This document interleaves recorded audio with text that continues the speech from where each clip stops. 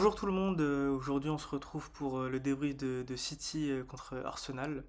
Un choc pour le titre, mais avant ça je tenais à vous dire la bienvenue sur cette nouvelle chaîne Football Heritage FC. Sur cette chaîne nous parlerons tout simplement de foot, avec des débriefs d'avant-match et d'après-match, de l'actualité de certaines équipes et de certains joueurs. Ça fait pas mal de temps que je voulais me lancer sur YouTube pour parler de foot. Tout d'abord parce que j'en consomme beaucoup, que ce soit les matchs ou tout ce qui se passe avant et après. Donc les pronostics ou les conclusions que l'on tire à la fin de chaque match, pardon. Ça fait aussi pas mal de temps que je regarde des youtubeurs comme Willou, Massian, l'immigré parisien, Stan, les vidéos de Riles, Koro et encore d'autres, hein, sans doute. Je vais pas tous les citer. Je regardais aussi leurs vidéos et à pas mal de moments je trouvais ça frustrant de pas pouvoir leur répondre afin qu'il y ait une sorte de discussion ou de débat sur telle équipe ou tel joueur. C'est aussi en partie pour ça que je voulais créer ma chaîne pour pouvoir donner mon avis.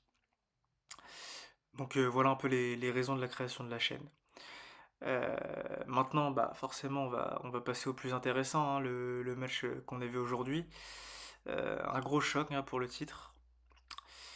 Et donc, on va d'abord passer au contexte du match.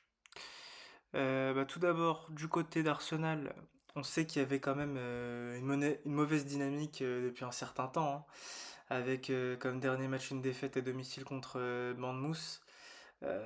Même si bon, on sait que cette équipe est sur une très bonne série d'invisibilité en PL. Il y a aussi des joueurs du côté d'Arsenal qui sont pas en confiance, une ligne offensive peu impactante. Même leur match retour à domicile contre le Sporting, il n'était pas vraiment convaincant. De plus, on sait que par le passé, cette équipe n'a pas tenu la pression. On peut aussi mettre ça sous le coup de la jeunesse du projet à l'époque, où cette équipe, contre un Manchester City déjà très, très expérimenté, s'est fait avoir contre City justement. Cette saison, elle a une avance au classement depuis le début de saison. Donc là, on va pas se mentir, si elle perd cette avance, elle peut potentiellement perdre le championnat, sachant qu'elle a déjà perdu la Carabao Cup et la FA Cup, et que en LDC, cette équipe n'est clairement pas favorite pour gagner le trophée. On pourrait se retrouver donc en fin de saison avec un Arsenal sans trophée, ce qui serait une catastrophe. Ça pourrait signifier la fin d'Arteta avec Arsenal, ce qui remettrait en cause tout le projet qui a été fait depuis 6 ou 7 ans maintenant. Alors, même si tout le monde se moque de cette équipe et de son jeu ennuyant qui se base sur les corners, voilà, on les vanne, on les appelle le corner FC. Là, sur ce match, je pense que tout le monde enfin, surtout les supporters d'Arsenal et les joueurs d'Arsenal, s'en fichent de la manière. Il n'y a que la victoire qui compte, et car si ça perd avec la manière cette fois, les gens vont quand même leur tomber dessus. Alors, la dynamique de City, cette équipe, pour moi, elle a tout à gagner et rien à perdre, car de toute façon, elle partait pas favorite pour gagner le championnat. Qu'elle se retrouve au mois d'avril à coller Arsenal au classement, vu les hauts et les bas qu'elle a connus cette saison, c'est déjà pas mal. City, au contraire d'Arsenal, est en forme, avec un Cherki en chef d'orchestre, donc elle a toutes ses chances pour gagner ce match, et le championnat, d'autant plus que ce match est à domicile. Alors on va passer aux compositions du match. Alors City, la compo de City, basique, alors rien n'a changé. Le Pep il a sorti la compo habituelle avec Kassanov qui s'est bien imposé en défense centrale. Le double pivot Bernardo Rodri et le quatuor offensif avec un Cherki en 10. Arsenal, eux, bah il n'y a toujours pas de Saka ni de Timber. Donc c'est Madueke et Mosquera sur le flanc droit. Havertz, lui, est favorisé à la place de Gyökeres. Il y a le retour d'Odegaard dans le 11 en meneur de jeu. Et enfin, du coup, ça met Eze sur le côté gauche alors. Voilà. Maintenant, on va passer au contenu du match. Alors, dans ce début de match, Man City est clairement protagoniste, hein. Alors, on voit là qu'il y a une grosse faute de Raya en début de match à la relance. Il a fait un mauvais contrôle qui aurait pu coûter un but. Haaland a essayé de. Enfin, il l'a contré et ça aurait pu rentrer, quoi. Quelques secondes plus tard, il y a un poteau de City par l'intermédiaire de Cherki. Le ballon a été contré par la main de Gabriel, mais en vrai, moi je la siffle pas parce que bon, la main elle est clairement collée au corps. Euh, Ensuite, du coup, ça a un peu réveillé Arsenal, hein, qui a pu avoir un peu plus le ballon. Il y a eu un corner aussi avec beaucoup de monde au premier poteau, mais personne derrière pour reprendre. Donc Semenyo, il a laissé passer le ballon. Après tout ça, City a repris le ballon, mais il y a eu une tentative de pressing de la part d'Arsenal pour aller gêner la première relance de City. Euh, Ensuite, ça s'est quand même un peu calmé, mais pas longtemps. Pourquoi? Parce que Cherki, tout simplement. Une action pour lui, un but. Il avait le ballon collé au pied. Il a tout d'abord avancé pour jauger les défenseurs. Il y en avait pas mal quand même autour de lui. Il a continué. Il allait fixer. Et puis il a réalisé un crochet d'une vitesse. Et là, boum, la frappe.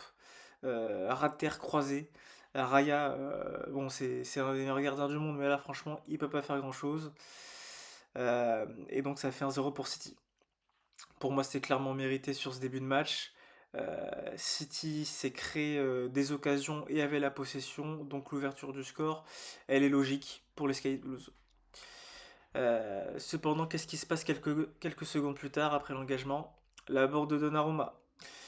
Bah, je pense qu'il a fait, parce que j'ai pas suivi tous les matchs de City, je pense qu'il a fait une bonne saison, il les a sauvés plusieurs fois sur quelques matchs.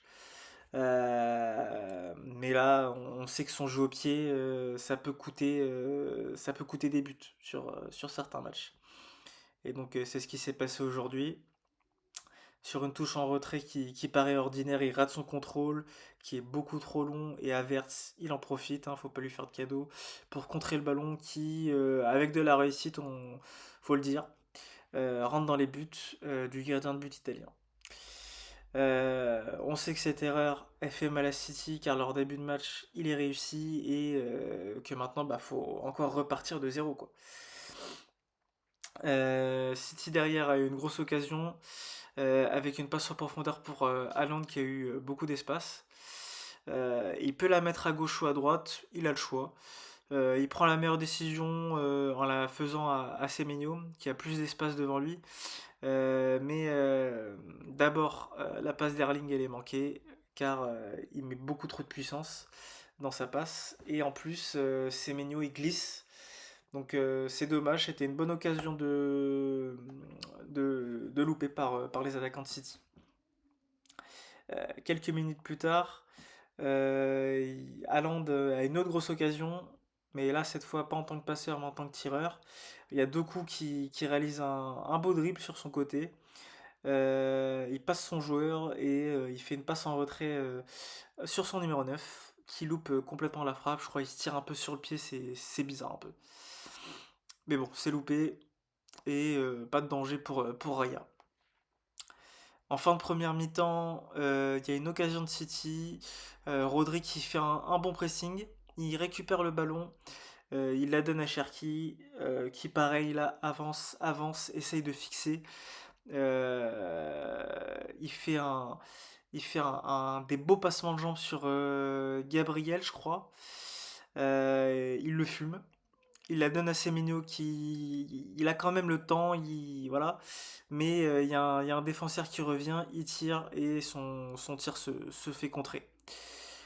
Franchement, à sa place, ça reste mal joué parce que il aurait pu voir le tacle arriver, il aurait peut-être pu faire une feinte pour que le défenseur passe son chemin et peut-être avoir un peu l'espace plus libre. Mais bon, c'est plus facile à dire qu'à faire. Ensuite, il y a eu un corner qui aurait pu donner un but, euh, mais pas pour Arsenal, hein. C'est pour City. Le corner est tiré rentrant, le ballon est bien enroulé au second poteau, Raya est battu, mais il est sauvé par un de ses défenseurs, mais j'ai oublié son... j'ai plus le joueur en tête. Euh, et donc ce joueur-là, bah, il renvoie le ballon de la tête, et c'était une bonne occasion, franchement. Bah, s'il n'y avait pas le joueur, ça rentrait quoi. Voici un peu ce qui s'est passé en première mi-temps, que j'ai trouvé plutôt bonne. Elle a été dominée par City, qui s'est créé pardon, le plus d'occasions de but. Franchement, on s'est pas ennuyé, voilà. Parce que bon, on sait que dans certains gros matchs de PL, ça peut être le cas, quoi. On va passer maintenant à la deuxième mi-temps. City continue d'attaquer. Arsenal a du mal à avoir le ballon et quand les Gunners l'ont, ils ont du mal à ressortir de la pression. C'est mignon. Encore une fois, il s'est créé deux occasions. Une sur le côté où il loupe son centre totalement. Et une où il est lancé en profondeur. Il a dépassé son défenseur, mais il rate son contrôle. Franchement, là, c'était une grosse occasion parce qu'il restait plus qu'à tirer, quoi. Havertz, il a aussi une occasion. Et il a aussi été lancé en profondeur. Il est en duel avec Kusanov. Est-ce qu'il y a un litige sur une potentielle faute de Kusanov ou pas? Je sais pas, je vous avoue que j'ai pas trop regardé un autre ralenti pour voir s'il pousse, si c'est un épaule contre épaule ou s'il pousse un peu dans le dos. Voilà, c'est un peu compliqué, c'est à l'appréciation de l'arbitre. Mais bon, après ça, City continue de pousser, bah, car la victoire elle est beaucoup plus importante pour eux que pour Arsenal, parce que le nul, pardon, ça arrange quand même Arsenal, même si les Gunners ils aimeraient bien repartir avec la victoire. Alors, City a toujours le ballon, mais sur une possession lambda, pardon, bah, il y a une perte de balle au milieu de terrain. Arsenal part en contre. Rice, il joue bien le coup, même si après avoir fait sa passe, il se prend un gros tacle.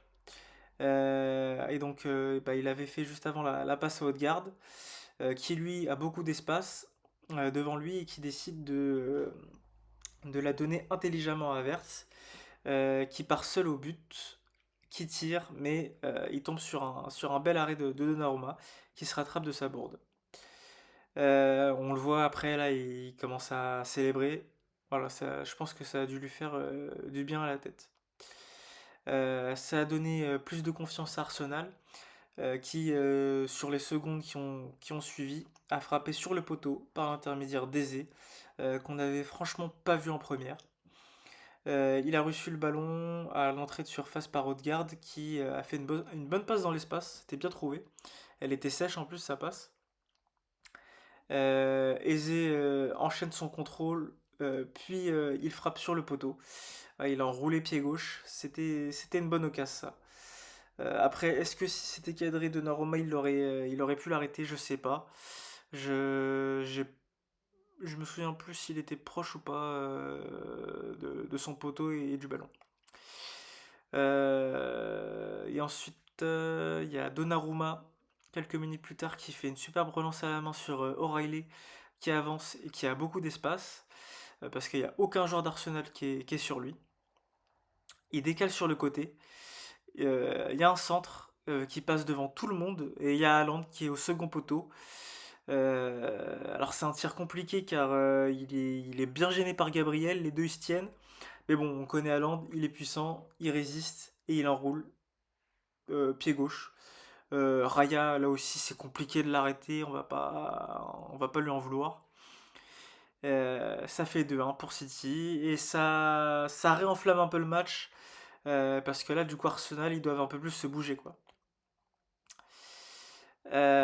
Cependant, même si Arsenal doit se bouger, bah, on continue de voir City avec le ballon dans les 30-40 derniers mètres d'Arsenal, quoi. À partir de ce moment du match, on peut faire un constat simple hein, quand même, c'est que est-ce que le match d'Arsenal est un match de premier au classement de Première Ligue, franchement? Alors ok, les Gunners ont pu se créer quelques occasions, ils ont touché le poteau plusieurs fois, mais ça reste insuffisant, je trouve. Mais bon, le foot est imprévisible, et quelques minutes plus tard, il y a Arsenal qui frappe encore sur le poteau, sur un coup de pied arrêté.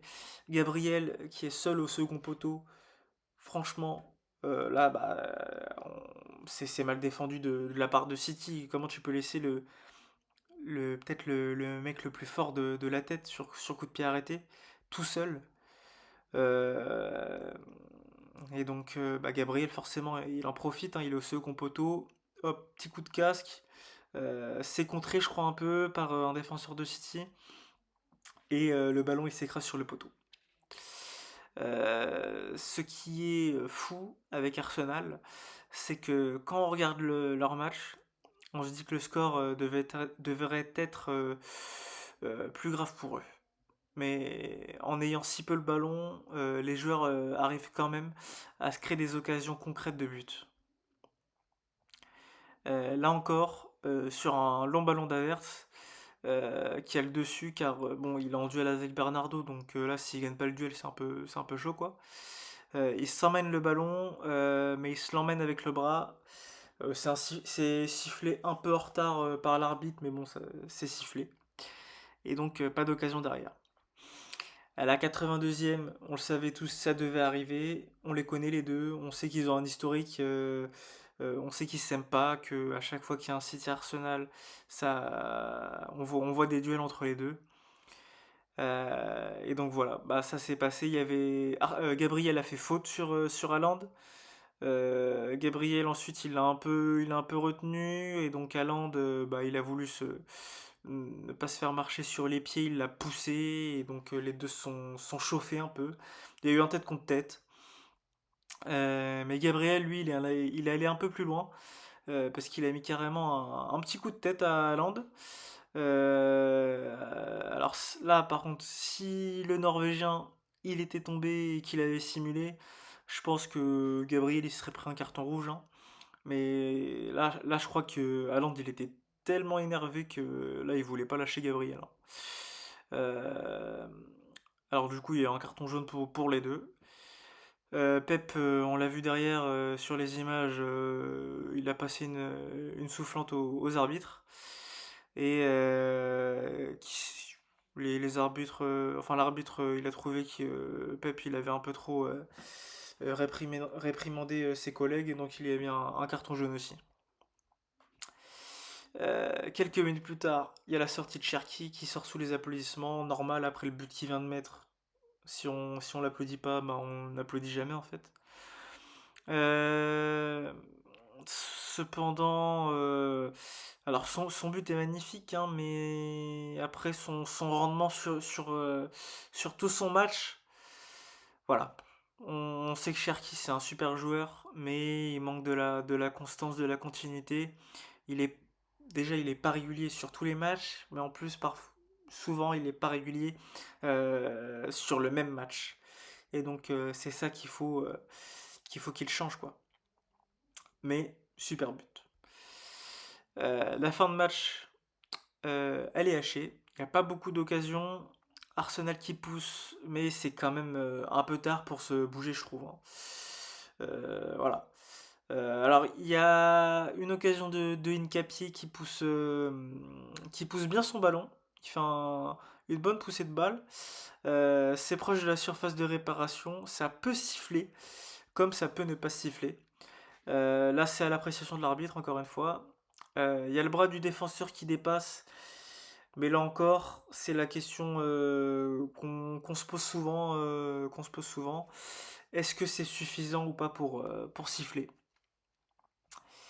Alors, il y a aussi une énorme occasion à la 95e sur un beau centre de Trossard. Il a super bien mis, il a bien enroulé. Elle était puissante, elle était dans la bonne zone. Et Havertz, il la reprend de la tête, mais elle passe au-dessus en fait. Il a du mal à la rabattre.